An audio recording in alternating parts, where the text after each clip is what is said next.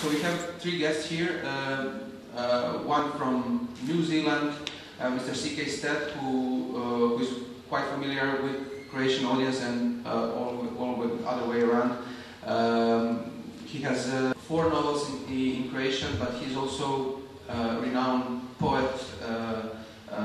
He wrote a very important book of literary history.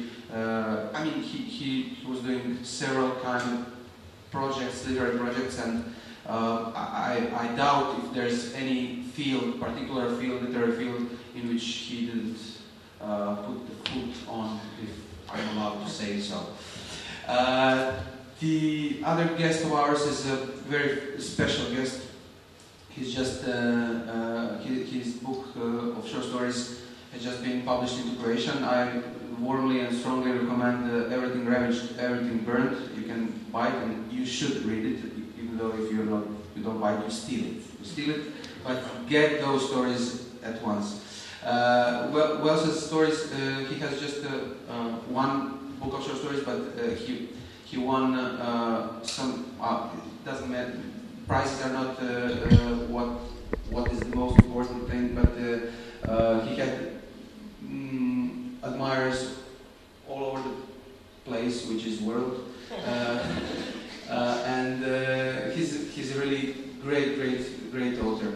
I forgot to say, and talking about prizes, Karlstad just won that Sunday Times prize for a short story, which is the hugest or the most rich prize in the world for a single short story, which I congratulate you, Karl. You buy a drink to all of us later on.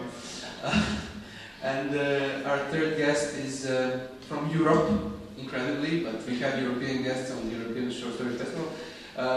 This is Jara Rudiš from Czech Republic, but he, as all smart Czech people, he lives all around. He lives in Berlin, and he has a very strong career in Germany, which allows him all that money that comes from rich Germany allows him to live a very luxurious life back home in Czech Republic.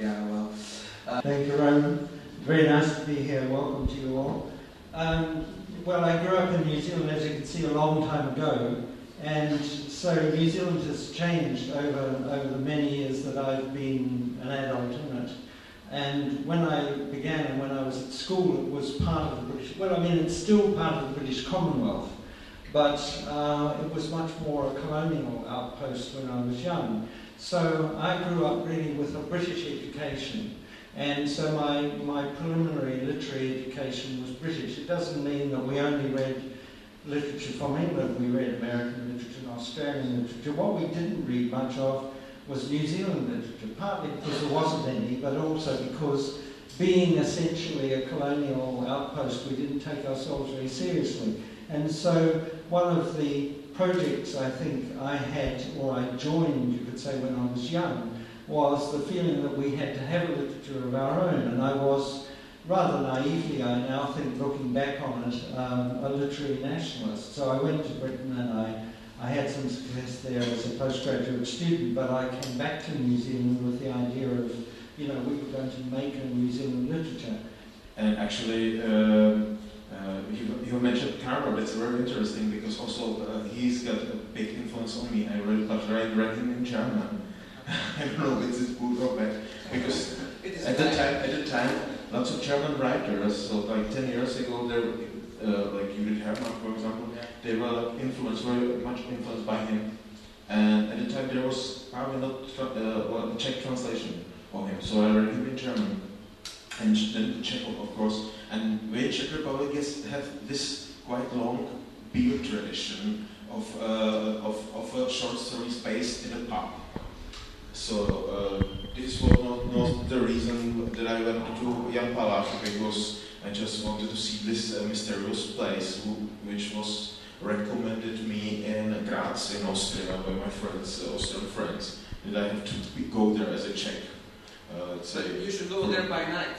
By now, yeah, that's what we do definitely tonight or tomorrow. But we have going to literature.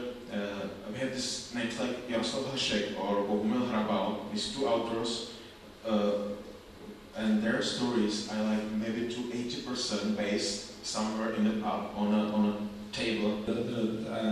This is a story that's set in a Viking siege, and it is a very Viking-specific sort of a joke. And yeah, it wasn't as though I was like trying to write a story about suburban alienation. The only way to do it without offending my parents was to put it in a Viking thing. No, it was.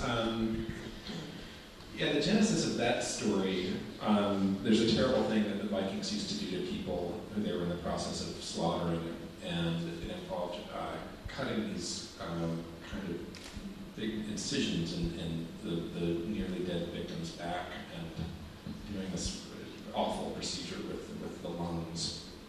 And it seemed like it would take a while, and it was very fastidious, and it just seemed like something that most guys wouldn't have the time or orientation to detail to bother with. And I was thinking that if I were a Viking and my friend said, "Hey, do you want to do this procedure on this guy?"